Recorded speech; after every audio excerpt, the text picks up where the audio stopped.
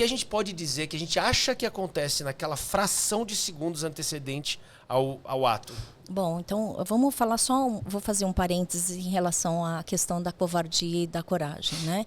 E se a gente utiliza a perspectiva de que é um sofrimento existencial intenso, a gente começa a ter o cuidado de não colocar adjetivos no sofrimento. Né? Não existe um sofrimento maior ou menor. Existe sofrimento que faz parte do ser humano.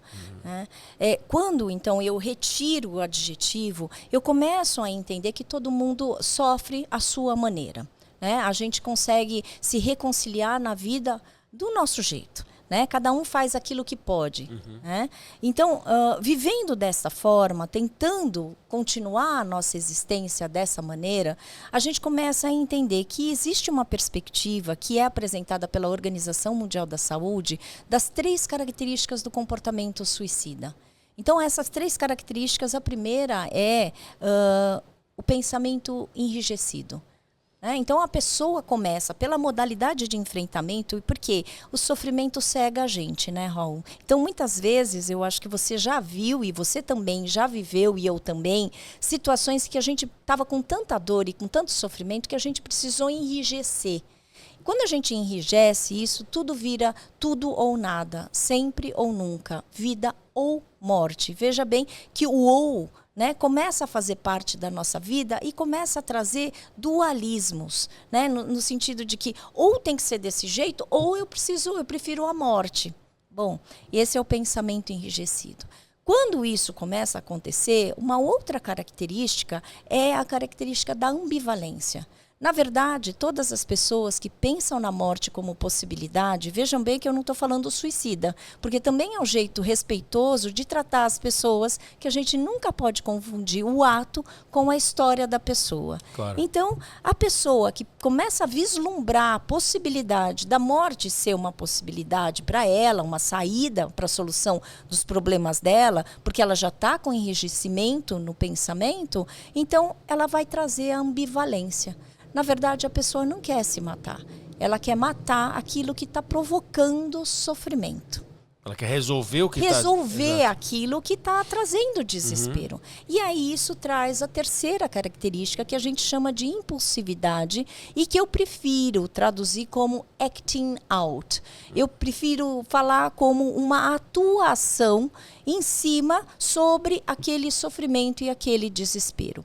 O que é o acting out? Que é isso que você falou? É fração de segundos? É o que acontece? Bom, eu trabalho agora, o meu foco de pesquisa tem sido, há alguns anos, desde 2009, tem sido o luto por suicídio e a pós-venção. Então, eu costumo falar que a verdade vai embora com aquele que se matou. Por quê? É esta fração de segundos que a gente nunca vai saber. Exatamente. Como você bem falou, as pessoas não voltaram para contar.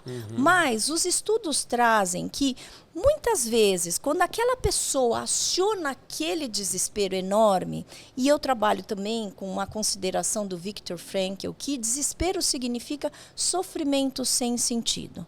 Então, quando você não vê sentido no seu desespero, não vê saída, dá aquela reação que a gente chama de reatividade, que é o acting out, que você atua em cima daquilo que você está pensando que nunca mais vai acontecer uma solução, que não vai ter uma saída. Exato. Isso é o que a gente chama das situações, né, que são os momentos que acionam, Os que triggers, eu também, né? os triggers, mas aí eu não traduzo como gatilho, por cuidado, porque a maior parte dos suicídios acontecem por armas de fogo, então é um cuidado para os meus enlutados por suicídio. Então eu falo assim, em vez de gatilho, eu chamo os desencadeadores, né? Então aquilo que desencadeou o ato suicida. E esse momento a gente não está. Então, aí por isso que eu começo a falar. A verdade foi embora com aquele que se matou.